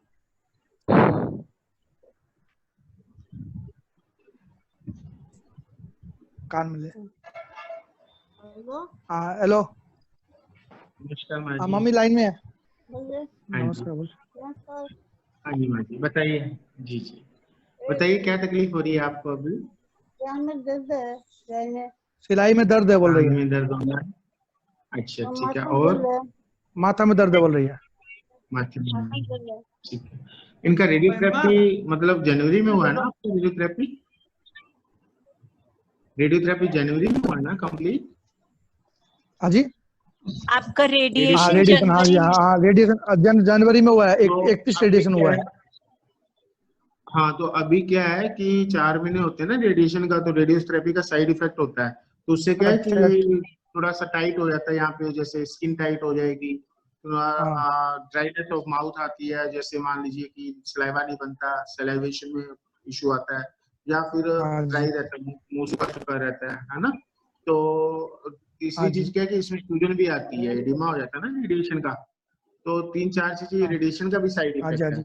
अभी तो आप एक सीटी स्कैन, एक एमआरआई या सीटी स्कैन करवा लीजिएगा कि देखने के लिए कि पूरा डिजीज खत्म हो गई या कुछ बची हुई है। ठीक है, 3 महीने हो गए तो एक सीटी स्कैन या एमआरआई करवा लीजिएगा। पहली चीज। दूसरी चीज ये है सीटी स्कैन कराना, सीटी स्कैन कराना, एमआरआई कोई भी करा लीजिए, दोनों में से दोनों बेटर है। पानी खूब पीना है। हाँ, पानी खूब पीना है, पानी खूब पीना है। और ठीक। मोबाइल में नहीं, ऐसे माथा में दर्द क्यों रहता है sir? Sir 1 minute, Sanjay ji 1 minute. एक मिनट। ओके। क्लोट हो गया, क्लोट तो फिर काम नहीं करेगा ना, तो उसमें इमीडिएट डाल दो ना।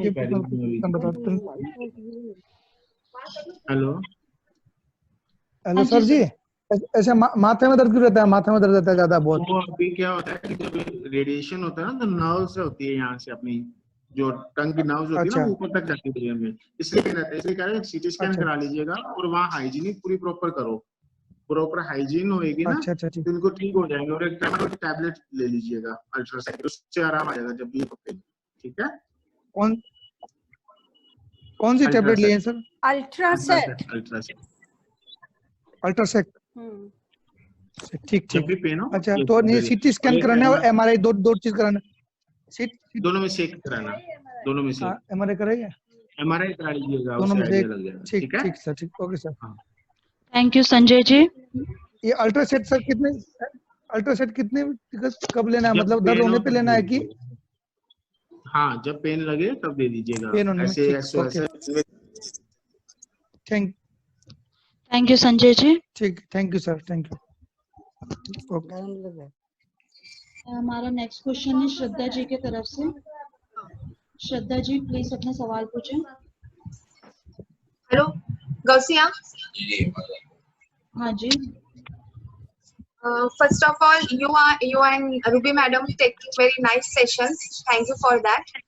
Thank you. अब मुझे एक क्वेश्चन है। आफ्टर रेडिएशन मेरा राइट ब्रेस्ट में कैंसर था। Hello doctor.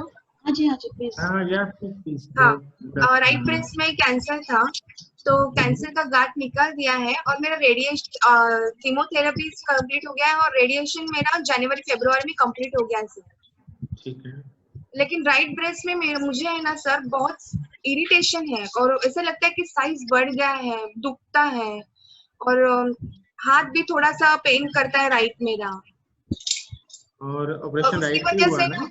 उसकी वजह से मुझे पूरा दिन भर में ऐसा थोड़ा चिड़चिड़ापन रहता है, ऐसा पूरा दिमाग में वही चलता रहता है कि मेरा राइट ब्रेस्ट का साइज ऐसा बढ़ गया है और दुखता है और आई फील दैट कि सच में ऐसा हो रहा है। श्रद्धा, ऑपरेशन राइट साइड में हुआ था ना आपका?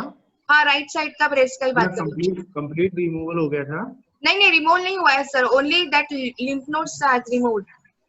लिम्फ नोड रिमूव किया और ट्यूमर रिमूव किया, मतलब ब्रेस्ट कंजर्वेशन सर्जरी हुई है। हाँ, ब्रेस्ट कंजर्वेशन सर्जरी है। हाँ, तो बीसीएस हुआ है। तो इसमें क्या होता है कि एक्चुअली जब ऑपरेट करते हैं ना, तो एक्सिला जो होता है ना, एक्सिला में लिम्फ नोड सारी रिमूव हो जाती है।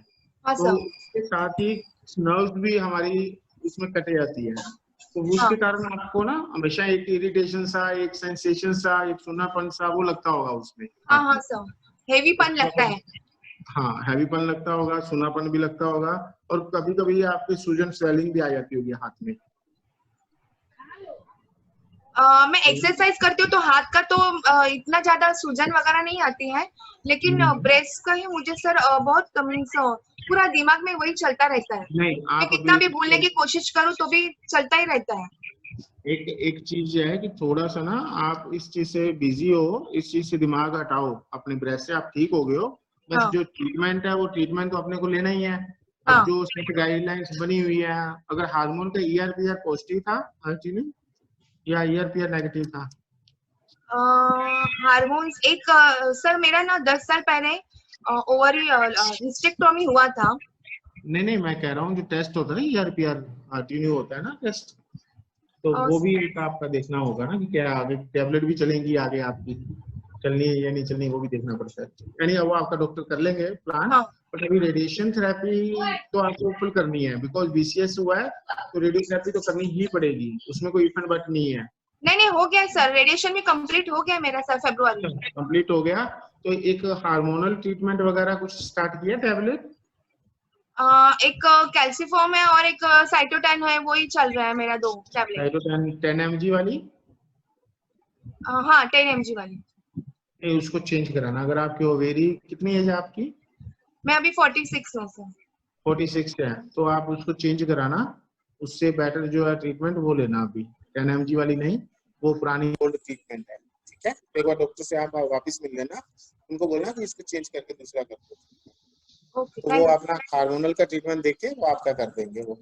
ठीक है? और ये ब्रेस्ट का जो हैवीनेस और ये सब लगता है, इससे माइंड हटाओ और एक अच्छे से साइकोलॉजिस्ट का भी हमारे से पहले और इतना अच्छा उन्होंने सेशन दिया था, एक अच्छे से साइकोलॉजिस्ट से मिलो जिससे कि आपको थोड़ा सा बिजी रहे और आपका माइंड भी थोड़ा सा चेंज हो। Thank you Shraddha ji. Thank you गौसियाम sir. If you permit can I take one more question? जी हो गए सर, आप अगर परमिट करो तो मैं और एक सवाल ले लूं? हाँ बिल्कुल ले लीजिए, अभी जिसका भी कोई इशू कोई रहना नहीं चाहिए अभी एक बार में। हाँ जी सर। सबके ले लीजिए, अभी ले लीजिए। जी सर। सर हमारा क्वेश्चन है पुष्पा गुप्ता जी की तरफ से। Please Pushpa ji. Yes please सवाल पूछिए अपना। सर मेरा ऑपरेशन हुए 2.5 साल हो गए, 2 साल 6 महीने हो गए। उसके बाद एक ये मेरे राइट हैंड की तरफ यहाँ ब्रेस्ट का हुआ था। उसके बाद अब मेरा 1 साल तक बिल्कुल हाथ सही रहा। अब थोड़ा सा कई बार काम करने के तो सूजन सा आ जाता है। पहले 1 साल सही। तो एक्चुअली क्या है, वही चीज मैं डिस्कस कर रहा था कि जो ब्रेस्ट का अपना एक्जिला में लिम्फ नोड रिमूव हो जाते हैं ना, जो लिम्फ नोड, तो उससे क्या होता है कि अपने आर्म्स का जो फ्लूइड है वो कंप्रोमाइज हो जाता है, वो ऊपर नहीं जा पाता प्रॉपर वे में। तो अगर आपको इन्फेक्शन होता है या फिर अब अगर आपको कोई चोट लगती है या आप टाइट और साथ में कुछ पहनते हो, ब्लाउज टाइट पहनते हैं या कोई कड़ा या कुछ भी, तो आपको स्वेलिंग रहेगी।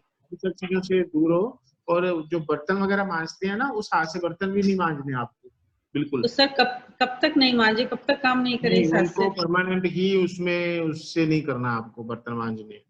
अब ये मेरा राइट हैंड है मेरा, ये तो राइट हैंड से सारा काम होता है, तो फिर क्या करें? मैंने मान लिया आपका, लेकिन आदत डालो कि लेफ्ट हैंड से आपको काम करने की, हैवी वेट उठाना है लेफ्ट से करो, या बर्तन वगैरह मांजने हैं तो अंदर से मांजना तो लेफ्ट से मांजो। बिकॉज अगर इसमें इन्फेक्शन होगा तो स्वेलिंग होगी और ये बढ़ती जाएगी, इसका कोई इलाज नहीं हो पाएगा।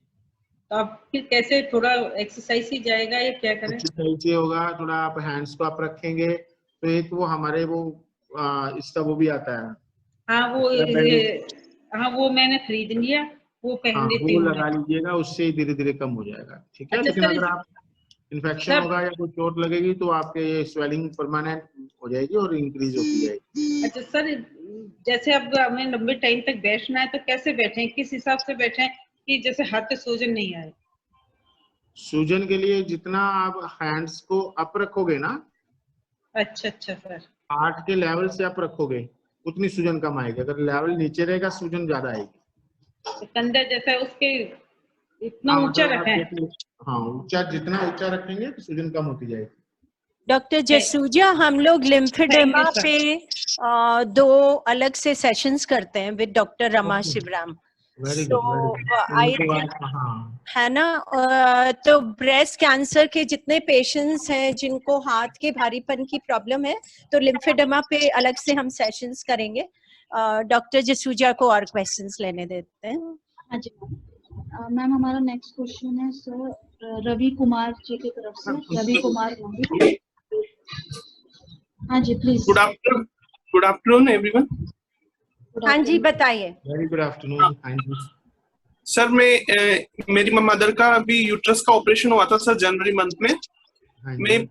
तो सर मैं ये पूछना चाहता कि ये जो न्यूट्रिशंस के लिए जो पाउडर ये यूज कर सकते हैं कि हमारी मेरी चाची है वो लेती है, उनका भी 2 साल पहले ऑपरेशन हुआ था, सर ये न्यूट्रिशंस के लिए, न्यूट्रिशन के पाउडर एक्चुअली क्या है कि जो आप ये सब यूज करते हो इसमें कोई हार्म तो नहीं है, बट समहाउ अपना इसका मेजर एडवांटेज भी नहीं होता। ये उन लोगों के लिए होते हैं जो बिल्कुल ओरल कुछ नहीं ले सकते हैं या कुछ खा पी नहीं सकते हैं। तो सबसे बेस्ट न्यूट्रिशन तो जो नेचुरल अपनी होती है ना, दालें वगैरह होती हैं, या फिर सोयाबीन हो गया, या फिर आप जो हेल्दी फ्रूट्स एंड डाइट है, उससे अच्छा न्यूट्रिशन कुछ भी नहीं होता बॉडी के लिए। तो ये सब चीजें सप्लीमेंट जो आप लेते हैं ना, तो तब लेते हैं जब डाइट में कुछ डेफिशिएंसी हो। तो आप डाइट अच्छी रखें तो इनकी जरूरत नहीं है फिर किसी चीज की। जी सर, जी सर। और सर उनका जब यूट्रस का ऑपरेशन हुआ था उसके जस्ट 2 दिन बाद ही लेफ्ट लेग में पेन वो स्वेलिंग आ गया था सर। तो अभी रिसेंटली अभी तक है वो, लेकिन उसमें सर पेन नहीं होता सर, ये अच्छी बात है। तो अभी उनका ट्रीटमेंट भी चल रहा है सर एसएमएस हॉस्पिटल से, राजकुमार यादव सर है ना, डॉक्टर राजकुमार सर, उनसे। तो मे भी उनका इन्फेक्शन हो गया होगा वहाँ पे, या थ्रोम्बस बन गया होगा जी सर में। तो अगर थ्रोम्बस बन गया, थ्रोम्बस को रिजोल्व करना बहुत जरूरी है। तो एक बार वो अगर वहाँ कर रहे हैं, ट्रीटमेंट चल रहा है, तो 49 रूम नंबर में ट्यूसडे एंड थर्सडे कभी भी मुझे यहाँ पे आके दिखा सकते। जी सर, उनका वारफरीन का टेबलेट चल रहा है अभी, वारफरीन का 6 mg। थ्रोम्बस, दैट्स व्हाई मैं कह रहा हूँ कि थ्रोम्बस बन गया होगा, तो जी सर। उनकी स्वेलिंग आई है। सर अभी वो का चलना है, मॉनिटर करना जरूरी है वार। अभी सर वो चलने फिरने में दर्द तो नहीं होता, लेकिन वो मतलब सुबह सुबह मॉर्निंग में जब उठते हैं ना तभी दर्द होता है। तो अभी वो चल फिर सकते हैं मतलब नॉर्मली, मतलब कोई दिक्कत परेशानी? अभी कोई इतना मेजर इश्यू नहीं है चलने फिरने में, थोड़ा सा चलेंगे तो बेटर रहेंगे, तो थ्रोम्बस नहीं बनेगा। अगर बेड रिडन रहेंगे तो ज्यादा प्रॉब्लम आएगी, थोड़ा सा तो चलना ही है। और सर जब जी सर वो 3 महीने हो गए हमको दिखाए हुए, तो उस टाइम हमको बोला था, गया था कि तकिया लगा के रखें। एक बार उनको वापस दिखाने के लिए बोलो, और वो टेस्ट भी करेंगे, सोनोग्राफी वगैरह, यूट्रस का भी देखेंगे कि क्या अभी उनका वो है, अभी स्टेटस क्या है डिजीज का। जी sir, thank you so much sir, thank you so much, thank you ma'am. Thank you Ravi ji. Sir हम आज का लास्ट क्वेश्चन लेते हैं, आशा बेन की तरफ से। आशा बेन प्लीज अपना सवाल पूछिए। बस जम जाता है ना, उसके लिए होता है, तो कोई दिक्कत नहीं, दोबारा दिखा देंगे एक बार। आशा बेन, आशा जी आपकी तरफ से आपका माइक म्यूट है। हाँ जी प्लीज अभी अनम्यूट करिए। हेलो जी हेलो सर, ये कंफर्टेबल है गुजरात में, तो मैं श्वेता जी को ऑन कर अनम्यूट करूँगी ताकि वो आपको समझा सके इनकी क्वेरी। श्वेता जी यस उनको बोल दीजिए वो अपने कंफर्टेबल लैंग्वेज। हाँ हेलो आशा जी आप बोलिए, मैं उनको सर को बता देती हूँ, आप जो भी बोलेंगे वो। हाँ गुजराती बोल चालशे? हाँ गुजराती में बोला हूँ, सर ने समझाવી દીધું। હા મારી પત્નીનું ઓપરેશન કરાવેલું છે ને, કીમો લગાવવા માટે જે પોર્ટ લગાવ્યો છે ને, હા 2 મહિના થઈ ગયા, કોરોનાના લીધે અમે અમદાવાદ આવી શક્યા નથી, અને દુખાય છે, જે ડબ્બી લગાવી છે ને એ ભાગમાં દુખાય છે, પગલ થોડું ડબ્બીની આજુબાજુ। હા તો એના માટે શું કરવાનું બેન, સાહેબને પૂછો ને। ओके पूछी जो। हाँ हेलो सर। हाँ पूछिए श्वेता, बता। हाँ सर इनकी वाइफ का ब्रेस्ट का ऑपरेशन है। हाँ पोर्ट लगा है, ऑपरेशन हुआ है, पोर्ट लगा, पोर्ट के सराउंडिंग इनको पेन और वो सब होता है, ऐसा है? डॉक्टर जसूजा का समझ आ गया श्वेता, आप छोड़ दीजिए। मैंने गुजरात से ही डीएम किया अपना। Okay sir, thank you sir. आपके वही सिविल से मैंने स्टडी की थी। Okay sir. तो अभी तो ये ऐसा वो जो पोर्ट लगा है ना, तो इनको बता देना, पोर्ट का एक बार फ्लशिंग वगैरह प्रॉपर करें। फ्लशिंग वगैरह प्रॉपर करें, और अगर वहां पे कोई प्रॉब्लम आ रही है तो कहीं सेलुलाइटिस या पेन तो नहीं है वहां पे उसमें पोर्ट में?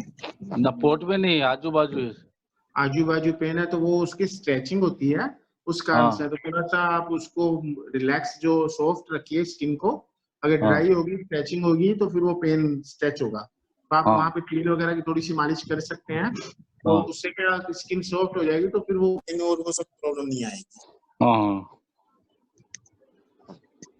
हाँ सर मैं एक बात उनकी ओर से पूछना चाहती हूँ, वो लोकल कोई भी हॉस्पिटल में ये फ्लैश करवा सकते हैं? ये कहाँ के रहने वाले हैं?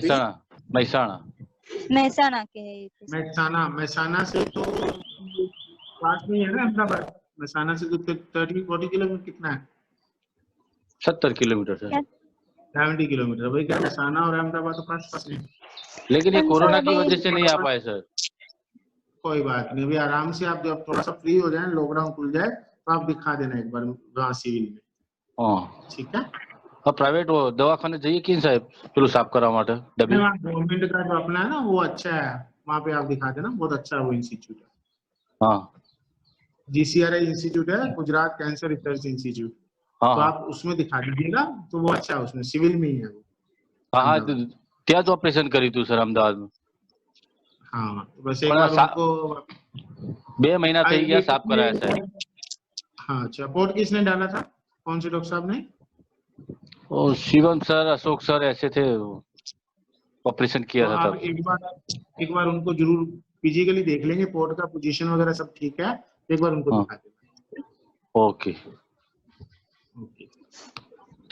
Thank you so much doctor Jasuja. I think हमारे क्वेश्चंस तो फिनिश होंगे नहीं, so and we really understand your restrain on time, so thank you so much for coming Thank you very much, ma'am, for calling me and giving me an opportunity to interact with all these clients. Thank you very much. Thank you so much. Thank you, sir. Thank you so much बाकी participants को जिन्होंने हमें आज join किया। मुझे पता है आपसे बहुत सारे ऐसे लोग हैं जिनके सवाल मैं अटेंड नहीं कर पाई हूँ आज। प्लीज आपके जो भी सवाल हैं आप अपने काउंसलर को भेजिए। अहमदाबाद में जो जिनके काउंसलर हैं, जिनके सूरत में है, जिनके मुंबई में, आप प्लीज अपने सवाल उनको भेजिए। हम ज्यादा से ज्यादा सवाल को डॉक्टर तक पहुंचाने की कोशिश करेंगे और आपका जवाब उनसे लेंगे प्लीज।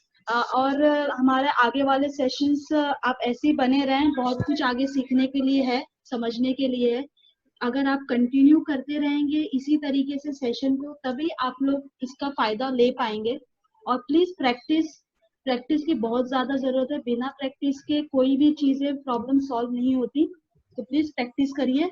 एंड जैसे कि मैंने बताया आपको, हमारे 2 चैनल्स हैं, संजीवनी लाइफ बियॉन्ड कैंसर के नाम से, और एक है रूबी मैम के नाम से, रूबी आलूवालिया करके।